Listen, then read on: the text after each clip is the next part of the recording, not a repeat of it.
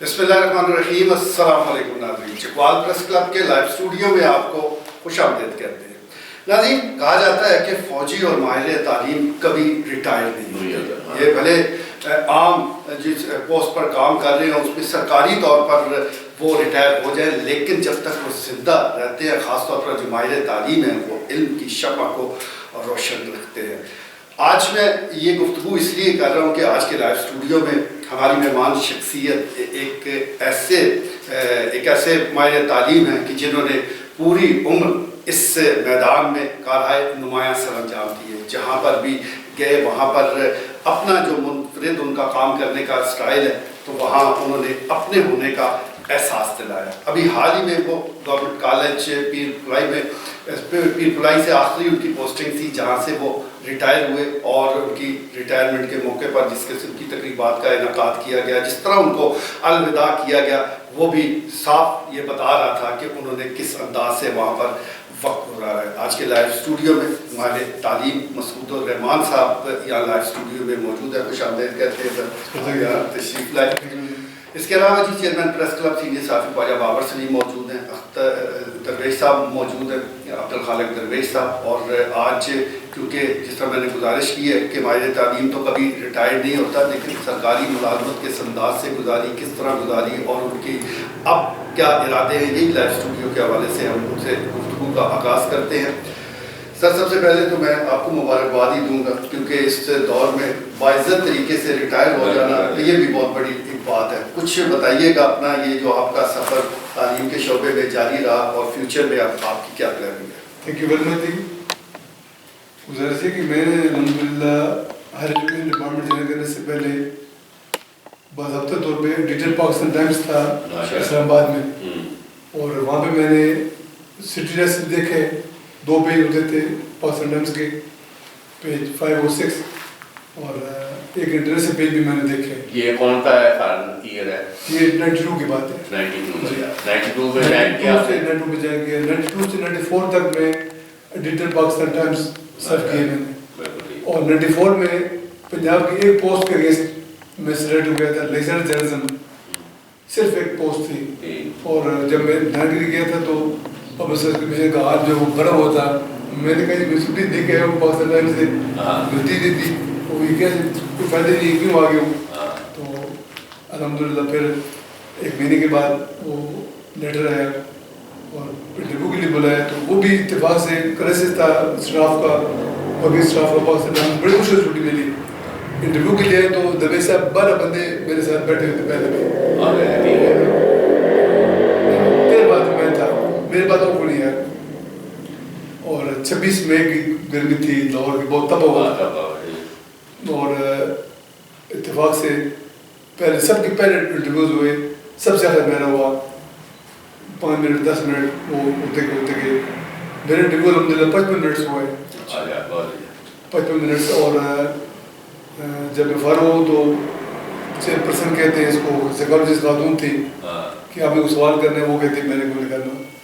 اور پھر مجھے بہت اتفاق سے انہوں نے تینوں صاحبان نے 2 ایکسپرٹس تھے، ایک چیئرپرسن تھے، بڑی اتفاق سے اس کیا،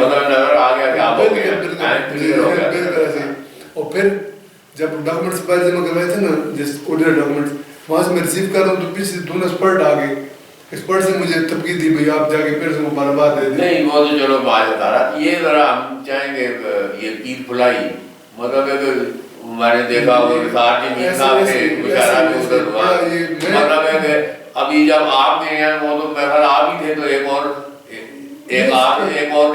وہ میں لایا تھا، خود بندہ نہیں تھا، صرف میں پرنسپل اور کوئی کالج میں، تو ابھی جب چھوڑا تو کیا ہوا ہے؟ الحمدللہ ایک دفعہ 150 سے ابو ہوئے۔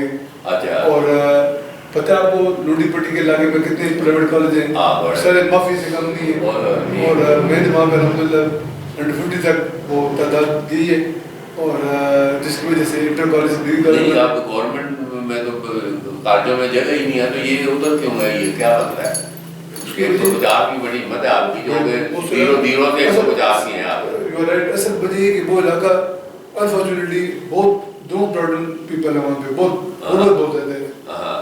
بعض بچے جو پاس ہو جاتے ہیں نا، ایف ایس سی کر جاتے ہیں، وہ سرٹیفکیٹ لینے کے لیے نہیں آتے، وہ کسی مزدوری میں کسی بادل نہیں کر پاس ہو گئے انٹر سے. نہیں تو پھر ادھر اب اتنا بڑا آپ ہے، آپ بتا رہے ہیں پرائیویٹ کالج اور سارا نہیں، وہ ایک جو نا پیپل وہ ہیوز والے لوگ ہیں نا جو اسود ہیں، وہ وہاں جاتے ہیں، وہ بڑے بڑے ہوٹل لگا کے کیپچر کر دیتے ہیں 80% اسکالرشپ، یہ پوزیشن، وہ جب سارا جھوٹ ہوتا ہے. نہیں تو ابھی کیا مطلب مل رہا ہے پی بھلائی کالج کا؟ پی بھلائی کالج کا مستقبل اتنا اچھا نہیں ہے. اس کے لیے میں نے بڑا سوچا کہ اس کو کوئی پریکٹیکل قسم کا وہاں پہ کورسز، کوئی ٹیکنیکل کورسز، آئی ٹی کی کورسز، چھوٹے چھوٹے کورسز، وہ کو ایجوکیشن کر کے اس بلڈنگ کو، اس انفراسٹرکچر کو استعمال کیے جائے تو اس کے فائدے ہے. ایز کنورشن جو ایسوسیٹ کالج ہے، ڈگری کالج ہے، وہ چلے گا. اچھا پروفیسر صاحب، یہ جس طرف آپ اشارہ کر رہے ہیں، یہ وجہ کیا جو پروفیسر صاحبان ان کی کمی ہے یا اسٹوڈنٹس کی کمی ہے؟ پہلے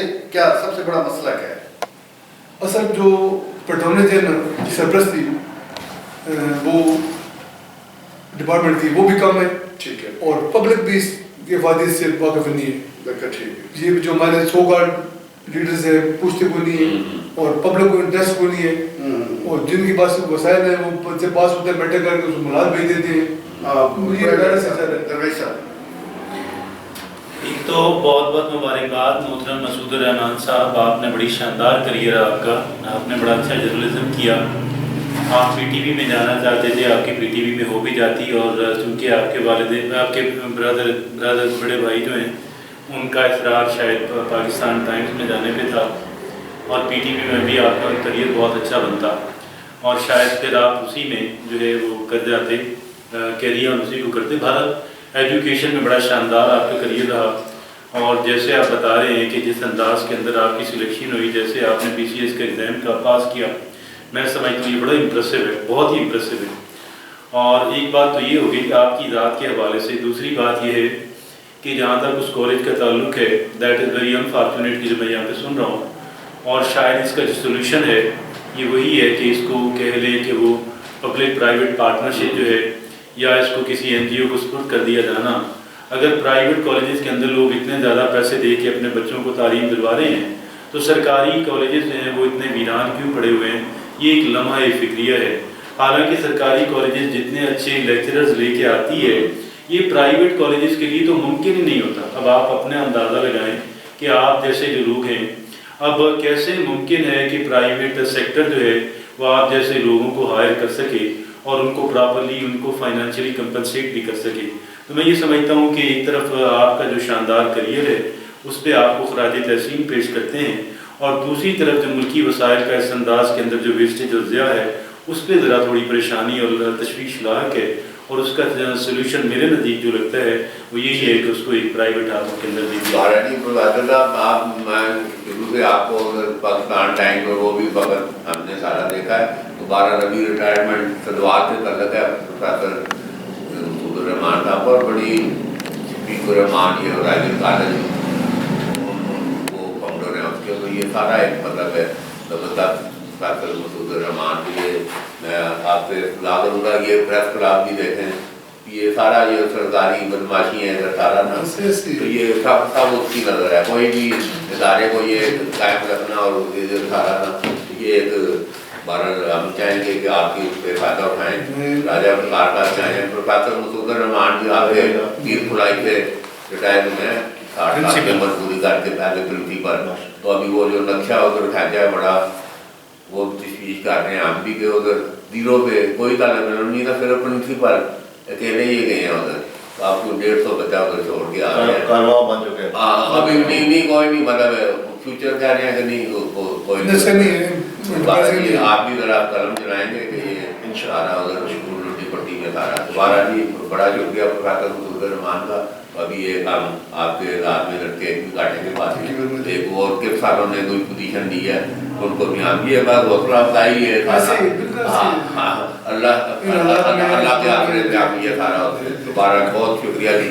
ٹھیک ہو گیا جی. آپ نے ناظرین گفتگو سنی، ہم ایک دفعہ پھر شکریہ ادا کریں گے مسعود الرحمان صاحب کا. آپ تشریف لائے اور اس امید کا اظہار کرتے ہیں کہ آئندہ بھی آپ ضرور لائیو اسٹوڈیو پہ تشریف لاتے رہیں گے. آپ جیسے لوگوں کی رہنمائی میں ہم انشاءاللہ چکوال پریس کلب کو مزید آگے بڑھائیں گے. جہاں تک گورنمنٹ کالج کی بھلائی کا تعلق ہے تو ایک طرف ہم دیکھتے ہیں کہ جو سرکاری کالجز ہیں وہاں ایڈمیشن نہیں ملتا، اور دوسری طرف ہمارا ایک کالج جو ہے وہ بڑی کوششوں کے بعد 150 اسٹوڈنٹ اس میں ہوئے، وہ بھی ذاتی کوششوں کے نتیجے میں۔ تو اس سلسلے میں ہماری یہی گزارش ہوگی جو بھی ارباب اختیارات ہیں کہ وہ اس طرف ضرور توجہ دیں، وہ دیکھیں کہ کیا وجوہات ہیں، کس کی وجہ سے اتنی بڑی بلڈنگ اور اتنے اخراجات سرکار کے ہوئے لیکن علاقے کو اس طرح فائدہ نہیں ہو رہا۔ ایک طرف نجی کالج ہے جو بھرے ہوئے ہیں اسٹوڈنٹ سے اور وہ منافع کما رہے ہیں، اور دوسری طرف اتنی بڑی بلڈنگ ہے جو ویران پڑی ہے، تو اس طرف توجہ دینے کی ضرورت ہے۔ آج کے لیے اتنا ہی، اجازت دیجیے۔